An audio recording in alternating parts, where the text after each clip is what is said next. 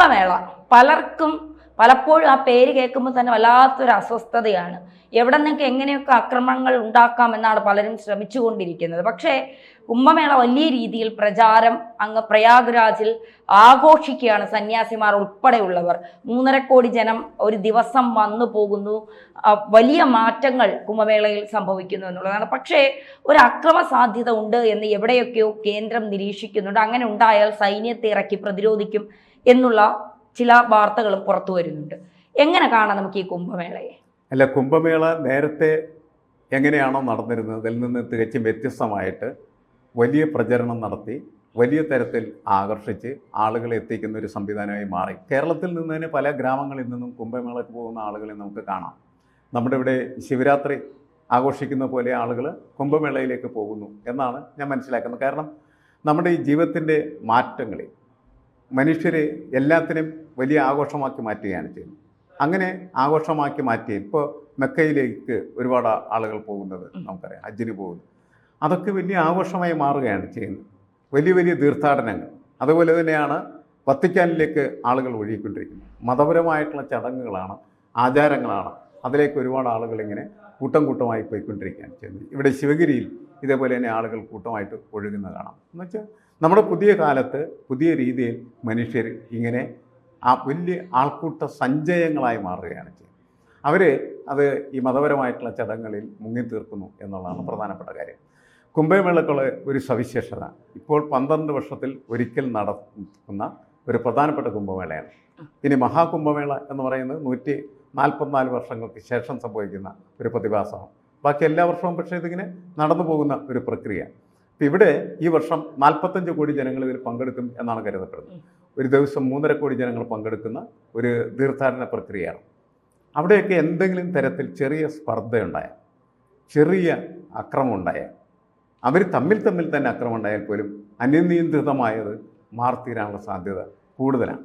ഇപ്പം എനിക്ക് തോന്നുന്നുണ്ടോയെന്ന് വെച്ചാൽ ഭരണാധികാരികൾ പ്രത്യേകിച്ച് ഈ കാര്യത്തിൽ എടുക്കേണ്ട ഒരു മുൻകരുതൽ എന്ന് പറയുന്നത് ഒരു ജീവൻ പോലും ഇത്തരം സംഭവവികാസങ്ങളിൽ തകരാൻ പറ്റാത്ത തരത്തിലുള്ള ഒരു സംരക്ഷണം. അത് വളരെ പ്രധാനപ്പെട്ടതാണ്.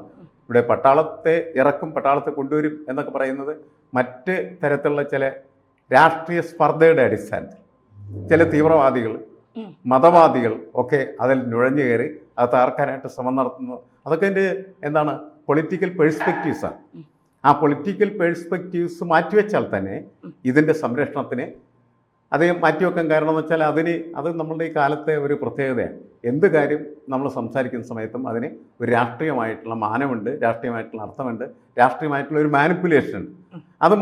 അതുകൊണ്ടാണ് അത് മാറ്റിവെച്ചിട്ട് നമ്മൾ സംസാരിക്കാം എന്ന് പറയുന്നത്.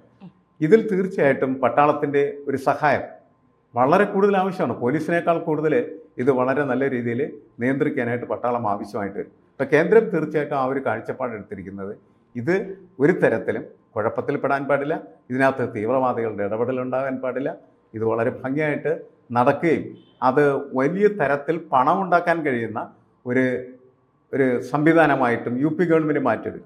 ഇപ്പോൾ യു പി ഗവൺമെൻറ് താജ്മഹൽ അവിടെ ഈ ഷാജഹാൻ്റെയും അതേപോലെ തന്നെ മുംതാസിൻ്റെയും ഒക്കെ പ്രണയത്തെ ഒന്ന് പ്രകീർത്തിക്കാൻ വേണ്ടിയിട്ടല്ല, അതങ്ങനെ നിലനിർത്തുകയും അത് വലിയ രീതിയിൽ സംരക്ഷിക്കുകയൊക്കെ ചെയ്യുന്നു. അങ്ങനെ സംരക്ഷിക്കുന്നതിൻ്റെ ഒരു പ്രധാനപ്പെട്ട കാരണം അത് ടൂറിസത്തിന് ഏറ്റവും സഹായകരമായിട്ടുള്ള സംവിധാനം. ഗവൺമെൻറ് വലിയ ഒരു സ്രോതസ്സ്, ഇന്ത്യക്കാണെങ്കിൽ ഒരു അഭിമാനം, ലോകത്തെ 7 അത്ഭുതങ്ങളിലൊന്നായിട്ട് അത് കണക്കാക്കപ്പെടുന്നു. അതേപോലെ കുംഭമേളയും ലോകത്ത് വലിയ ഒരു തീർത്ഥാടന സംവിധാനമായിട്ട് മാറിത്തീരുമ്പോൾ അത് രാജ്യത്തിൻ്റെ തന്നെ അഭിമാനമായിട്ട് മാറ്റാനായിട്ടുള്ള ശ്രമം പ്രത്യേകിച്ച് ഭരണാധികാരികളുടെ ഭാഗത്തുനിന്നുണ്ടാകാൻ സാധ്യത.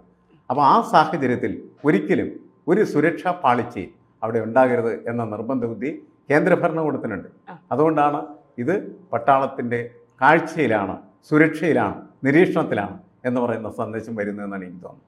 പക്ഷേ മാഷെ, ഇതുമായി ബന്ധപ്പെട്ട് കുറച്ച് ദിവസങ്ങൾക്ക് മുൻപ് വന്നു 2-3 കമൻറ്റുകളാണ്. ഈ തുണി ഉടുത്ത ഭ്രാന്ത് ഒരു വശത്ത്, അധികം തുണി ഉടുക്കാത്ത ഭ്രാന്ത് മറുവശത്ത്. ഇതാണ് മതങ്ങളുടെ അടിസ്ഥാനപരമായ വ്യത്യാസം. ഇനി വളരെ മോശമായി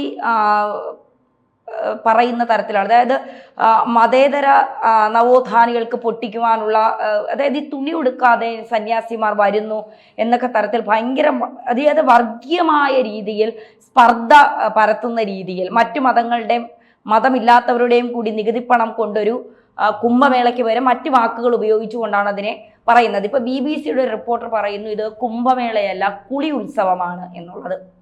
അപ്പൊ അത്തരത്തിൽ ഈ ഹിന്ദു മതത്തെ, ഇപ്പോൾ മറ്റു മതങ്ങളെ തൊട്ടാൽ ഉണ്ടാകുന്ന പ്രശ്നങ്ങൾ എന്താണ് എന്ന് നമുക്കറിയാം.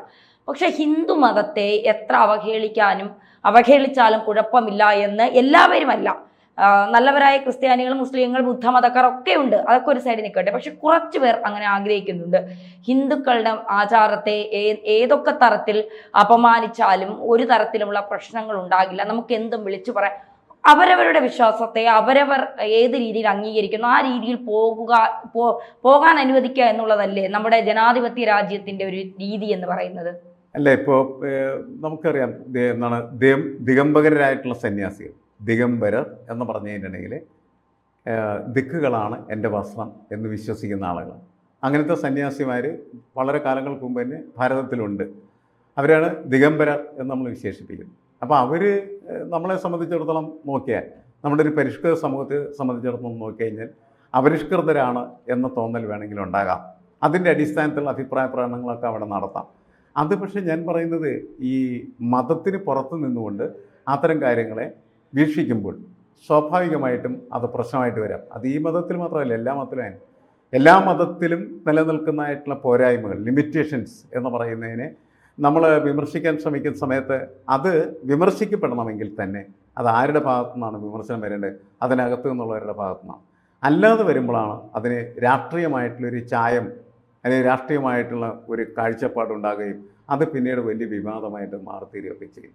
ഇപ്പോൾ കുംഭമേള ഇപ്പോൾ മാത്രമല്ല, എന്നും അങ്ങനെ തന്നെയായിരുന്നു. ഒരുപാട് സന്യാസിമാർ തുണിയില്ലാതൊക്കെ വരുന്ന അവരുടെ കാഴ്ചപ്പാട് ഇതാണ്. അവർ ദിഗംബരരാണ് എന്ന് സങ്കല്പിച്ചാണ് നടക്കുന്നത്. അതുകൊണ്ട് തന്നെ സ്വാഭാവികമായിട്ടും അവർ എക്കാലത്തും അങ്ങനെ തന്നെയാണ് നടന്നിട്ടുള്ളത്. അതിനെ അങ്ങനെ കാണുകയും അങ്ങനെ വിടുകയും ചെയ്യുക എന്നുള്ളത് നല്ലത്. അതിന് പകരമായിട്ട് അതിനെ വിമർശിക്കുമ്പോൾ അതിനകത്ത് കയറി വിമർശിക്കുന്ന സമയത്ത് ഇത്തരത്തിലുള്ള വിവാദ പ്രശ്നങ്ങളായിട്ട് മാറിത്തീരാൻ സാധ്യത കൂടുതലാണ്.